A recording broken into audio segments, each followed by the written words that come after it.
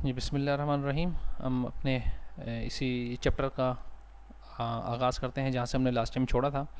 हम पढ़े थे risk of a portfolio. Risk of a portfolio के अंदर हम ये देखते हैं कि एक पोर्टफोलियो का रिस्क और रिटर्न मालूम करना हो तो उसका क्या तरीक़ाकार होता है। देखें, इसका तरीक़ाकार ये होता है कि अगर कॉन्सेप्ट पीछे वही है रिस्क और रिटर्न का जो एक सिंगल एसेट के साथ था, लेकिन पोर्टफोलियो के अंदर कैलकुलेशन मेथड जो है वो चेंज हो जाता है। पहली बात तो ये कि यहाँ पे कॉन्सेप्ट यूज़ हुआ है एफिशिएंट पोर्टफोलियो। एफिशिएंट पोर्टफोलियो क्या होता है? एफिशिएंट पोर्टफोलियो वो पोर्टफोलियो होता है कि जिस that maximises return for a given level of risk, जिसके ऊपर जो है वो किसी भी लेवल ऑफ रिस्क के ऊपर रिटर्न मैक्सिमम हो जाए। यानी अगर मिसाल के तौर पे ऐसा पोर्टफोलियो जो किसी भी लेवल ऑफ रिस्क पर, मिसाल के तौर पे 5% ऑफ रिस्क पर मैक्सिमम रिटर्न दे रहा हो, तो ऐसा पोर्टफोलियो एफिशिएंट पोर्टफोलियो कहलाता है। अच्छा, अब ये जो एफिशिएंट पोर्टफोलियो कंसेप्ट है उसके अंदर देखें रिस्क भी यूज़ हो रहा है और रिटर्न भी यूज़ हो रहा है। तो हम ये देखते हैं कि यहाँ पर रिस्क और रिटर्न से क्या मुराद है। Portfolio return and standard deviation. अच्छा, यानी पोर्टफोलियो रिटर्न एंड रिस्क भी आप कह सकते हैं, क्योंकि standard deviation is use to measure the risk. तो standard deviation is use to measure risk, तो लिहाजा आप यहाँ पे पोर्टफोलियो रिटर्न एंड रिस्क भी कह सकते हैं। ठीक है। अच्छा, सबसे पहले हम ये देखते हैं कि रिटर्न कैसे मालूम करते हैं पोर्टफोलियो का। पोर्टफोलियो की डेफिनेशन हम पहले लेक्चर में पढ़ चुके थे, यानी गुज़िश्ता लेक्चर के अंदर उसमें हमने देख लिया था कि पोर्टफोलियो से मुराद होता है ग्रुप ऑफ एसेट्स। अगर मिसाल के तौर पे 5 सिक्योरिटीज़ हैं, 10 सिक्योरिटीज़ हैं, तो ये ग्रुप जो है वो पोर्टफोलियो कहलाता है। उस पूरे पोर्टफोलियो का भी रिटर्न मालूम किया जाता है। एक तो है इंडिविजुअल, हर एक सिक्योरिटी का अलग अलग मालूम कर लिया जाए, हर कंपनी के अलग अलग शेयर्स के ऊपर मिलने वाले मिलने वाले रिटर्न कैलकुलेट कर लिया जाए। और एक ये है कि पूरे पोर्टफोलियो का इकट्ठा रिटर्न मालूम किया जाए। उसका तरीक़ाकार क्या होता है? उसका तरीक़ाकार हम वेटेड एवरेज के ज़रिए निकालते हैं। स्टैट के अंदर आपने कॉन्सेप्ट पढ़ा होगा एवरेज और वेटेड एवरेज। वेटेड एवरेज के ज़रिए हम रिटर्न मालूम करते हैं। वो कैसे? कि तमाम इंडिविजुअल सिक्योरिटीज़ का रिटर्न पहले मालूम करेंगे। अगर मिसाल के तौर पे एक सिक्योरिटी है, एक पोर्टफोलियो है, उसके अंदर 10 सिक्योरिटीज़ हैं, एक पोर्टफोलियो में 10 सिक्योरिटीज़ हैं, तो हर सिक्योरिटी का अलग अलग रिटर्न मालूम किया जाएगा और उसको उस पोर्टफोलियो के अंदर उसके वेट से मल्टीप्लाई कर दिया जाएगा। ठीक है। मिसाल के तौर पे हम फर्ज कर लेते हैं फॉर द सिंपलिसिटी, हमारे पास तीन सिक्योरिटीज़ हैं, 1, 2 और 3। अब हम अलग अलग रिटर्न तो कैलकुलेट कर लेंगे। रिटर्न का फार्मूला वही हमने जो चैप्टर के पहले पेज पे देखा था कि PT-1 डिवाइड बाई PT-1 और न्यूमरेटर के अंदर कैश फ्लोज भी ऐड हो जाते हैं। तो रिटर्न तो मालूम कर लिया 3 सिक्योरिटीज़ का। तो अब फॉर एग्जांपल अगर एक सिक्योरिटी जो है वो हमारे पास, मैं यहाँ पे समझाने के लिए आपको लिख देता हूँ कि चलें एक टेबल बना लेते हैं ताकि उससे आपको मैं समझा दूँ कि ये कैसे कॉन्सेप्ट वर्क करता है। कि मिसाल के तौर पे हमारे पास ये सिक्योरिटीज़ हैं,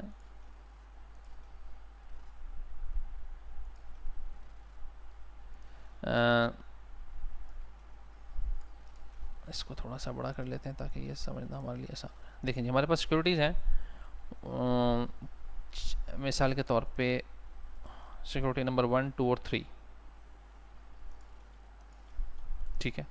अच्छा, इसके ऊपर जो है वो रिटर्न मिसाल के तौर पे ये हमारे पास जो टोटल पोर्टफोलियो है, चलिए इसको थोड़ा सा ऊपर कर लेते हैं। ये जो हमारे पास जो है वो टोटल वो है। अच्छा, अब देखें यहाँ पर सिक्योरिटी 1 का मिसाल के तौर के ऊपर वेट दिया हुआ है, वेट्स दिए हुए हैं यहाँ पे। ठीक है। वेट टोटल है मिसाल के तौर पे 100%। ठीक है। ऑब्वियसली 100% ही वेट होगा तमाम का, तो उसके अंदर 1 सिक्योरिटी नंबर 1 है उसका हो सकता है कि मिसाल के तौर पर 30% वेट हो। ठीक है। इसका जो है वो अगर 100 रुपये या 100 मिलियन, 100 बिलियन, ठीक है, 100 लाख या 100,000 या कुछ भी आप कर लें, ठीक है, 100 ले लें, तो उसके अंदर हो सकता है कि 1 लाख के अंदर 30,000 रुपये जो है, यानी 30% सिक्योरिटी 1 का वेट हो, और इसके अंदर जो है वो 50% हो और इसके अंदर जो है वो 20% हो। ठीक है जी, तो ये हो गया 100%। तो देखें यहाँ आप इस तरह वेट निकला है, या आप इसको यूँ भी लिख सकते हैं 0.3। ठीक है। इसको लिखा जा सकता है 0.5। ठीक है जी, और इसको भी हम लिख सकते हैं 0.20 या 0.2। ठीक है जी, इसका वेट निकल आया। और आगे जो है इनके अगर मिसाल के तौर पे रिटर्न्स मालूम कर लिए जाएं, रिटर्न्स, ठीक है, कोई भी होंगे x, y एंड z, हम फर्स्ट कर लेना यहाँ पे। ठीक है। तो यहाँ पे जो है वो आ जाएगा अगले कॉलम में आप निकाल सकते हैं वेट मल्टीप्लाई बाय रिटर्न्स। यहाँ पे 0.3 मल्टीप्लाई बाय ये ब्रैकेट में जो x दिया हुआ है वो, ठीक है। एंड सिमिलरली यहाँ पे भी इसी तरह 0.5 मल्टीप्लाई बाय y, ठीक है, एंड सो ऑन।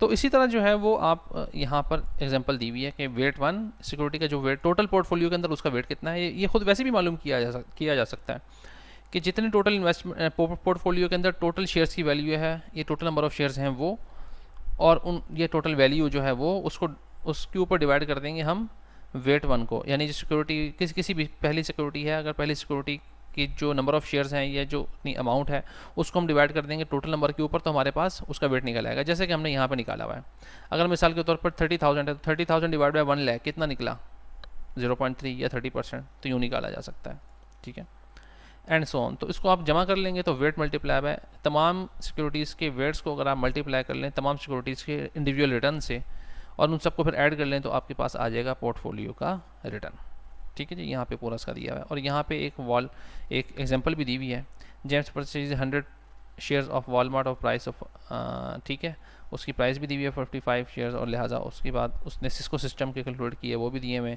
तो लिहाजा और टोटल आखिर में निकाला हुआ है कि दोनों का वेट कितना, तो टोटल जो है वो पोर्टफोलियो का रिटर्न कितना है, ठीक है। ये एग्जाम्पल दी हुई है, आप पढ़ लेंगे, आप बड़े आराम से समझ में आ जाएगी आपको।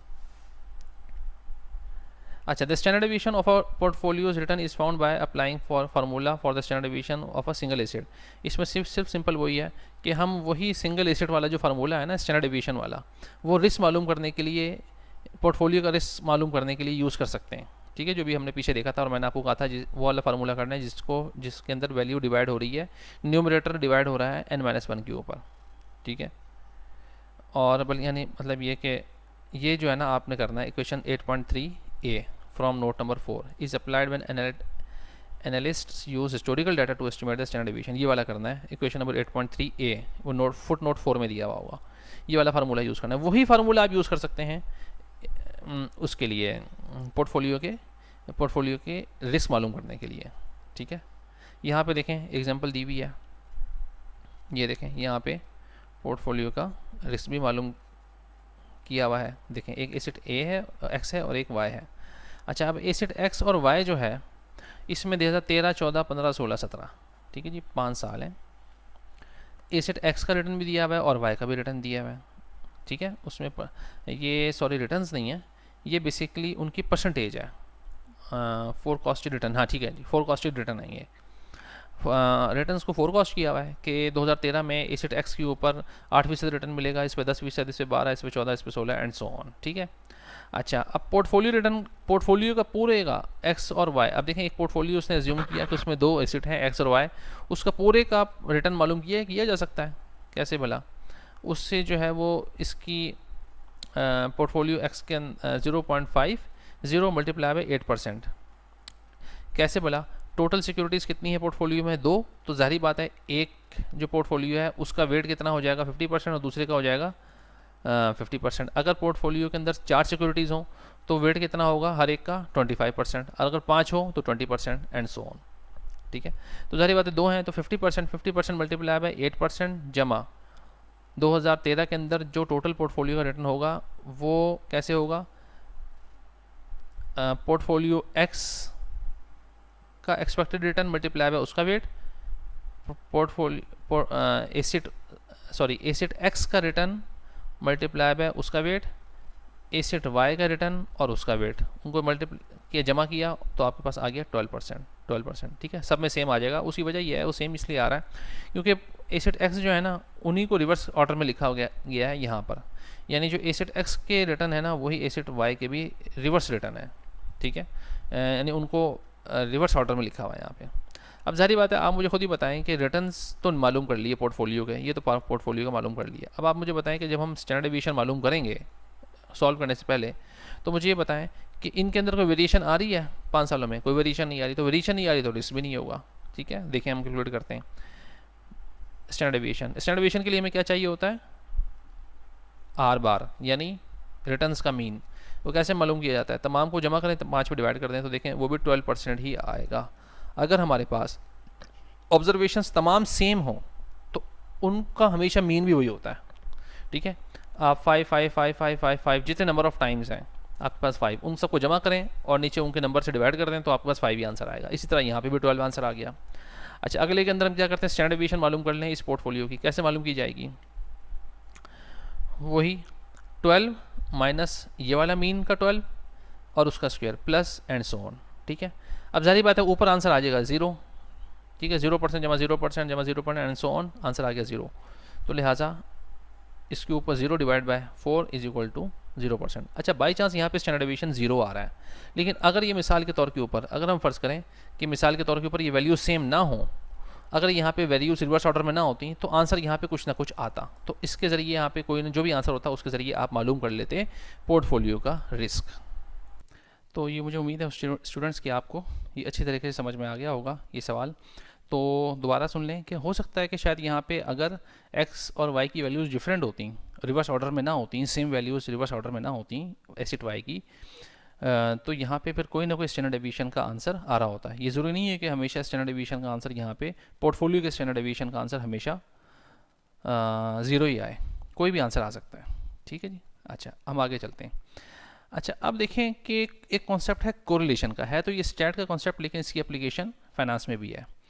कोरिलेशन का पहले हम मायने देखते हैं और फिर देखते हैं कि correlation, how correlation concept is applied in risk and return concept. देखिए, कोरिलेशन जो है वो होती क्या है, एक स्टैटिस्टिकल मेजर होता है जिसमें किसी भी दो सीरीज ऑफ नंबर्स के दरमियान रिलेशनशिप मालूम किया जाता है, ठीक है। कोई भी मिसाल के तौर पे अगर आपके पास दो ऑब्जर्वेशन है, दो किस्म के डाटा हैं, एक मिसाल के तौर पे डेज़ का है, एक स्टूडेंट के मार्क्स का है, और एक जो है वो उनके स्टूडेंट के मार्क्स और उनकी एजेस, ठीक है। एक वेदर टेम्परेचर और एक जो है वो क्रॉप यील्ड, ठीक है।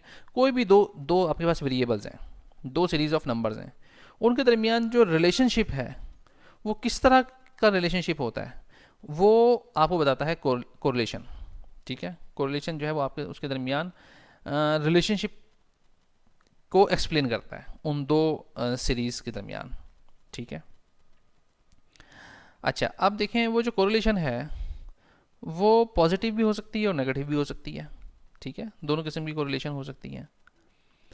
अच्छा, पॉजिटिव कोरिलेशन से क्या मुराद है कि अगर मिसाल के तौर पे दो सीरीज ऑफ नंबर हैं, वो एक वेरिएबल बढ़ रहा है तो दूसरा वेरिएबल भी बढ़ रहा है, एक वेरिएबल कम हो रहा है तो दूसरा वेरिएबल भी कम हो रहा है, इसको हम कहते हैं पॉजिटिव कोरिलेशन, यानी both variables are positively correlated.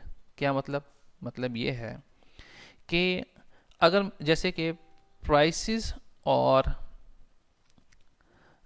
जैसे कि मुल्क के अंदर टेररिज्म और अनएम्प्लॉयमेंट, देखिए दो वेरिएबल्स हैं। अगर आप किसी मुल्क के अंदर टेररिज्म का डाटा उठाएं और अनएम्प्लॉयमेंट का डाटा उठाएं तो वो आपस में दोनों वेरिएबल्स पॉजिटिवली कोरिलेटेड होंगे, क्योंकि जिस मुल्क के अंदर अनएम्प्लॉयमेंट ज़्यादा बढ़ती है या ज़्यादा होती है तो उसके अंदर ऑब्वियसली टेररिज्म या जो वारदातें हैं और चोरियाँ डकैतियाँ हैं ये भी ज़्यादा होती हैं अनएम्प्लॉयमेंट होने की वजह से। तो ये दोनों वेरिएबल्स आपस में पॉजिटिवली कोरिलेटेड होंगे। इसी तरह नेगेटिवली कोरिलेटेड इसका उलट है, अगर दोनों वेरिएबल्स, एक वेरिएबल जो है वो बड़ा हो दूसरा कम हो रहा हो तो उनको क्या कहते हैं, नेगेटिवली कोरिलेटेड। पॉजिटिवली कोरिलेटेड में क्या था कि दोनों वेरिएबल्स या तो बढ़ रहे हों या दोनों वेरिएबल्स कम हो रहे हों। नेगेटिवली कोरिलेटेड में क्या है, एक वेरिएबल बढ़ा है दूसरा कम हो रहा है, या एक कम हो रहा है दूसरा बढ़ा है, तो उनकी डायरेक्शन ऑफ चेंज जो है वो अपोजिट है, तो उसे हम कहते हैं नेगेटिवली कोरिलेटेड। जैसे कि प्राइस एंड डिमांड, प्राइस जैसे जैसे बढ़ती है वैसे डिमांड कम होती है, तो देखें दोनों वेरिएबल्स अपोजिट डायरेक्शन में वर्क करते हैं, तो इन्हें क्या कहते हैं, नेगेटिवली कोरिलेटेड। अच्छा, इसी तरह उनकी जो कोरिलेशन की जो फार्मूला होता है उसकी एक वैल्यू होती है, उसे हम कोरिलेशन कोफिशिएंट कहते हैं, जिससे हम दो वेरिएबल्स के दरमियान कोरिलेशन की डिग्री मालूम की जाती है। वो जो एक फार्मूला होता है उसके ज़रिए जो आंसर आता है वो हमें बताता है, उसका साइन हमें बताएगा कि वेरिएबल्स जो है आपस में पॉजिटिवली कोरिलेटेड हैं या नेगेटिवली कोरिलेटेड हैं, ठीक है। अगर मिसाल के तौर पे आंसर आ रहा है -0.6 तो इसका मतलब है कि वेरिएबल्स जो हैं वो आपस में नेगेटिवली कोरिलेटेड हैं। ख़ास बात यह है कि वो जो कोरिलेशन को मालूम करने का फार्मूला है एक प्रॉपर, कंप्यूटर के अंदर, सॉफ्टवेयर के अंदर, एक्सेल के अंदर तो ये काम वैसे भी हो जाता है, आप सिर्फ लिखें कोरिलेशन और मालूम कर सकते हैं। तो उसका जो आंसर है उसकी ख़ास बात यह है कि वो हमेशा +1 और -1 के दरमियान रहेगा। कोरिलेशन का आंसर +1 और -1 के दरमियान, इसके दरमियान जो है वो आंसर रहेगा। और देखें +1 और -1 के दरमियान में क्या आता है, ज़ीरो आता है। तो इसका मतलब है कि अगर ज़ीरो होगी कोरिलेशन, अगर दोनों वेरिएबल्स के दरमियान कोई कोरिलेशन नहीं होगी तो आंसर कोरिलेशन का क्या आएगा, ज़ीरो आएगा। अगर दोनों वेरिएबल्स आपस में परफेक्टली कोरिलेटेड होंगे तो +1, और अगर नेगेटिव परफेक्टली नेगेटिवली कोरिलेटेड होंगे तो आंसर आएगा -1। ठीक है, यहाँ पे इसके मुतालिक काफ़ी डिटेल से लिखा हुआ है इस किताब में, आप सॉरी यहाँ से लेकर यहाँ तक आप पढ़ सकते हैं इस किताब में।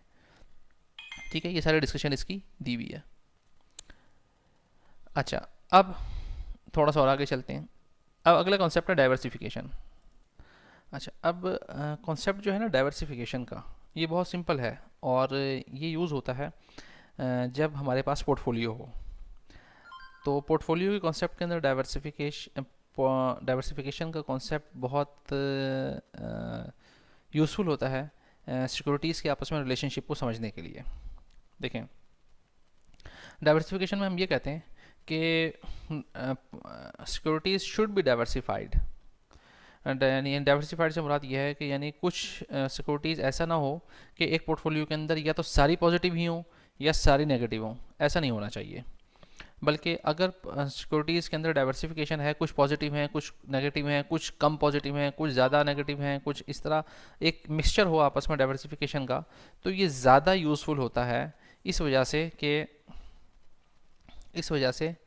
कि सिक्योरिटीज़ जो हैं वो कि सिक्योरिटीज़ का रिस्क कम हो जाता है। सिक्योरिटीज़ का रिस्क कम हो जाने से क्या मुराद है कि अगर सिक्योरिटीज़ आपस में पॉजिटिवली कोरिलेटेड होंगी तो उसमें रिस्क ज़्यादा होगा, और अगर नेगेटिव पॉजिटिव और नेगेटिवली कोरिलेटेड होंगी तो उनका जो है मिक्सचर होगा तो वो उसका रिस्क कम होगा। ठीक है, अच्छा, अब इसमें एक और कॉन्सेप्ट है यहाँ पे देखें कोरिलेशन का। परफेक्टली पॉजिटिवली कोरिलेटेड अगर आप करते हैं तो उसमें ये होता है कि परफेक्टली पॉजिटिवली कोरिलेटेड का मतलब ये है कि अगर दो सिक्योरिटीज़ हैं और आपस में परफेक्टली पॉजिटिवली कोरिलेटेड है, यानी आपस में उनका रिलेशनशिप पॉजिटिव है, तो एक का अगर वैल्यू गिरेगी तो दूसरे की भी गिरेगी। देखें, तो यूँ बड़ा लॉस होता है और ओवरऑल रिस्क जो है ना पोर्टफोलियो का वो बढ़ जाता है। कि देखें यहाँ पर सिक्योरिटीज़ जो है वो कम हो, इसकी प्राइसेस अगर मिसाल के तौर पर टाइम के साथ साथ रिटर्न कम हो रहा है तो इसका भी कम हो रहा है, क्योंकि आपस में दोनों परफेक्टली पॉजिटिवली कोरिलेटेड हैं। तो अगर ये बढ़ेगी तो ये बढ़ेगी। ठीक है, तो अगर आपस में परफेक्टली नेगेटिवली कोरिलेटेड हो तो उनका थोड़ा सा फ़ायदा हो जाता है सिक्योरिटीज़ का। वो ऐसे कि एक सिक्योरिटी जो है वो अगर उसमें रिस्क अगर उसमें रिटर्न जो है वो बढ़ा है तो दूसरी का रिटर्न कम हो रहा होगा। तो यूँ अगर किसी सिक्योरिटी का रिटर्न कम भी हो रहा है तो दूसरी सिक्योरिटीज़ का रिटर्न बढ़ने की वजह से वो आपस में इफेक्ट कैंसिल आउट हो जाता है, कंपनसेट हो जाता है। तो इसे जो है हम कहते हैं डाइवर्सिफिकेशन के सिक्योरिटीज़ जो हैं वो पोर्टफोलियो के अंदर डाइवर्सिफाई होने चाहिए। अच्छा, अब यहाँ पे देखें, अगर सिक्योरिटीज़ जो हैं वो यहाँ पे इस एग्जांपल पर आप देखें कि यहाँ पे रिटर्न लिया हुआ है दो सिक्योरिटीज़ का, एफ और जी, और आखिर में एफ और जी का पोर्टफोलियो बनाया हुआ है। यहाँ पे देखें ये दोनों जो सिक्योरिटीज़ हैं एफ और जी वो आपस में नेगेटिवली कोरिलेटेड है। एक सिक्योरिटीज़ जो है की जो अगर रिटर्न इंक्रीज़ हो रहा है तो दूसरी का रिटर्न डिक्रीज़ हो रहा है। ठीक है, ये लेकिन आप देखें दोनों का जो एवरेज रिटर्न है, यहाँ पे लाइन आ रही है, तो दोनों का जो इकट्ठा रिटर्न होगा उसके अंदर वेरिएशन कम होगी। अब आप देख लें इनके अंदर वेरिएशन देखें कितनी ज़्यादा आ रही है, इसके अंदर भी कितनी ज़्यादा है, लेकिन इसके अंदर वेरिएशन कम है रिटर्न के कम होने और बढ़ने में। तो हम ये कहते हैं कि पोर्टफोलियो के अंदर डाइवर्सिफिकेशन जब होती है तो उसके अंदर जो ओवरऑल पोर्टफोलियो का रिस्क है वो कम हो जाता है। ठीक है, अच्छा, अब उसके अलावा कुछ एक दो और कॉन्सेप्ट हैं कि ये एक एग्जांपल दी हुई है, एग्जांपल आप यहाँ से देख सकते हैं। एग्जांपल ये है, हम एग्जांपल को देख लेते हैं डाइवर्सिफिकेशन के कॉन्सेप्ट में, कि एक एक्स वाई और जी तीन सिक्योरिटीज़ हैं। एक सिक्योरिटी जो है वो एक्स और जेड जो है वो सेम है उनके रिटर्न्स, और वाई जो है वो उसका रेसिप्रोकल है। ये एक्स और वाई वही डाटा जो भी हमने लास्ट एग्जांपल में यूज़ किया था। पोर्टफोलियो कैसे बनाया है, 50% एक्स की और 50% वाई की। इधर एक्स और जेड में क्या है, 50% एक्स की और 50% जेड की। यह जो है पोर्टफोलियो बन गया। और इसकी फिर आगे एक्सपेक्टेड वैल्यू वैसे निकाली हुई है जैसे हमने निकालते हैं, यानी एवरेज, और उसके बाद स्टैंडर्ड डेविएशन मालूम की हुई है। ठीक है, अच्छा, उसके अलावा यहाँ पर correlation, diversification, risk and return वाला टॉपिक आपने नहीं करना, ये आपने छोड़ देना है। ठीक है, तो आपने बस यहीं तक करना है, उसके आगे जो है वो इंटरनेशनल डाइवर्सिफिकेशन भी नहीं करना, ये मैंने काटे में यहाँ पे। तो उसके अलावा आगे जाके एक चैप्टर, हाँ जी, ये शुरू होता है कैपम। कैपम वाले जो टॉपिक है वो हम फ़िलहाल नहीं करेंगे, वो इंशाल्लाह ताला हम कोशिश करेंगे मिड के बात करें। तो मिड तक के लिए जो है वो आपका यहीं तक का रिस्क एंड रिटर्न तक का ही सिलेबस है, क्योंकि ये बहुत डिटेल टॉपिक है और इस पर जो है वो पूरा 1-2 वीक चाहिए, तो हमारे पास टाइम नहीं है। नेक्स्ट वीक हम इंशाल्लाह ताला पूरा पूरा रखेंगे डिस्कशन के लिए, ताकि आपके क्वेश्चन आंसर्स को जो है वो रिप्लाई किया जाए। तो फिलहाल रिस्क एंड रिटर्न तक का ही जितना हमने पढ़ लिया वही आपके सिलेबस में शामिल है। अस्सलाम वालेकुम रहमतुल्लाहि व बरकातहू।